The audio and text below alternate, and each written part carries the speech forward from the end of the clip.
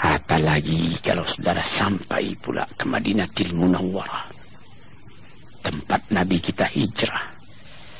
10 tahun beliau tinggal di sana, berjuang siang malam menegakkan tauhid, memperkuat irfan, pengenalan dengan Allah.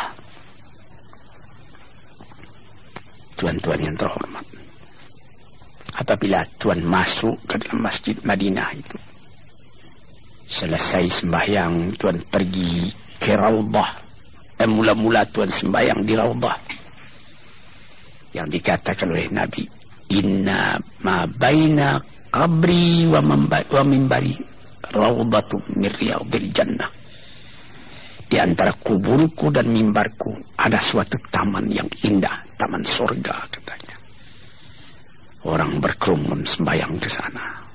Sesudah itu pergi ziarah ke kubur Rasulullah, mengucapkan salam kepada beliau, karena beliau sendiri mengatakan, segala salam yang engkau sampaikan kepadaku, aku dengar sampai, dan itu semua aku jawab.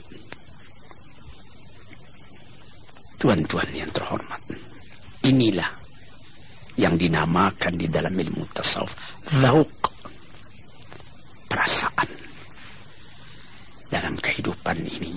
Di samping akal, di samping iradah, kemauan, ada lagi namanya atifah, perasaan. Perasaan inilah yang kita didik dengan segala ibadat yang kita kerjakan, seperti tahajud tengah malam atau ketika naik haji tadi. Tuan-tuan, saudara-saudaraku yang kuhormati, kita pun tahu bagaimana banyaknya yang harus kita kerjakan, syarat-syarat yang mesti kita penuhi. Mula-mula menyetor uang kepada bank. Sesudah kita mendapat keinginan buat pergi di store ONH, ongkos naik haji, menunggu bulannya, menunggu waktunya. Kita naik kapal terbang atau naik kapal api. Biasa kebanyakan sekarang ini kapal terbang. Dahulu dengan kapal haji 14 hari pergi, 14 hari pulang, 28 hari. Di sana kita agak 3 bulan, sekarang lebih cepat. Ke sana kita paling banyak 10 jam, pulang 10 jam, 20 jam. Di sana pun agak 40 hari atau kurang lagi. Tetapi saya juga pernah melihat kawan saya. Dia datang dengan kapal terbang ke Mekah. Selesai dia mengerjakan haji, tiba-tiba sudah lekas mesti pulang. Menangis dia.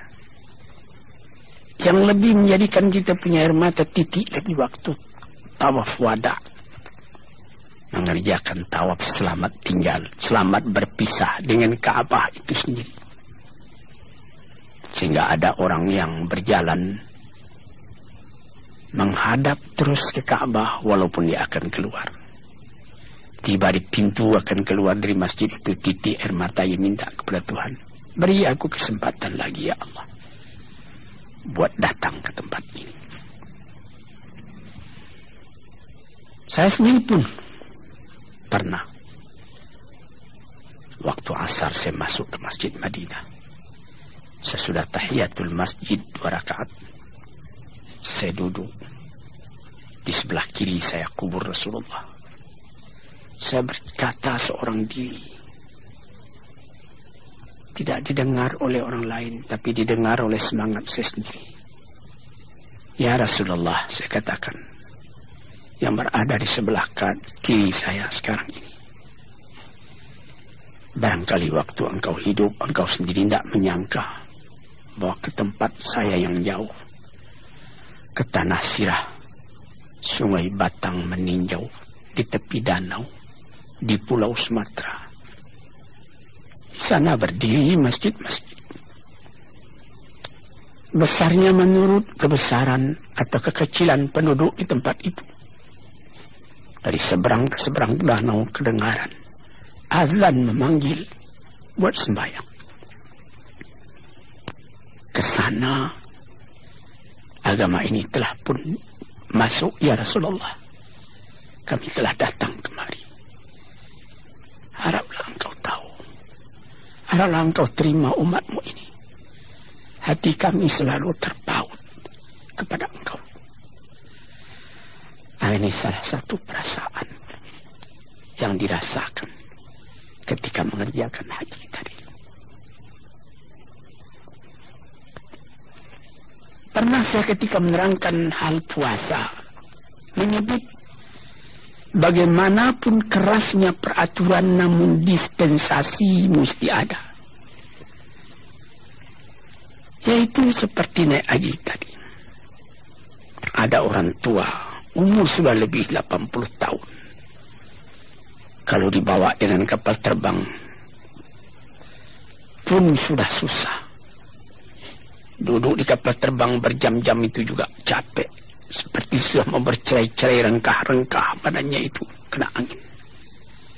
Orang yang begitu boleh menyuruhkan orang lain menghajikan atas namanya.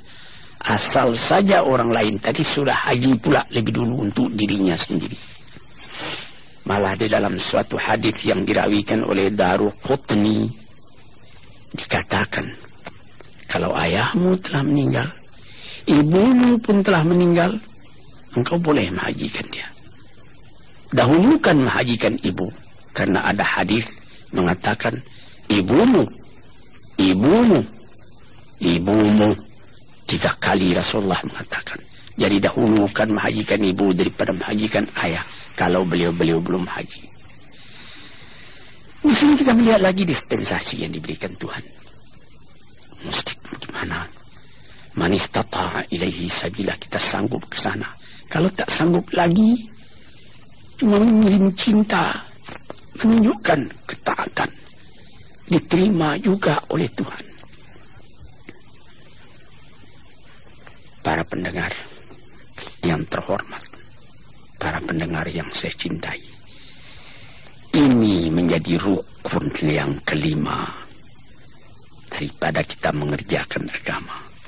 Syahadat kelas 1, salat kelas 2, puasa kelas 3, zakat kelas 4, haji kelas 5. Itulah perumpamaan yang populer dalam kehidupan kita. Sehingga dikatakan oleh Nabi, Al-Hajjul Mabrur laisa lahu jazaan illal jannah. Laisa lahu jazaun illal jannah. Haji yang mabrur itu, haji yang diterima oleh Allah itu, tidak ada pahala yang lain kecuali surga. Tuan-tuan bisa menimbang sendiri, apakah ujiannya haji yang mabrur itu? Haji yang mabrur itu terasa kalau kita pulang dari sana. Hati itu terus terpaut juga ke sana. Ka'bah berdiri di Mekah, tetapi setelah kita naik haji, dia berdiri dalam hati kita. Dia berdiri di dalam ingatan kita. Dia terbayang terus seakan-akan di hadapan kita. Terbayangnya Ka'bah tadi memperingati pula, memberi peringatan kepada kehidupan kita. Akan hidup dengan tujuan yang tetap sampai bercerai nyawa dengan badan, bertali dengan Ka'bah. Menyembah kepada Allah, menghadapkan muka kepada kiblat.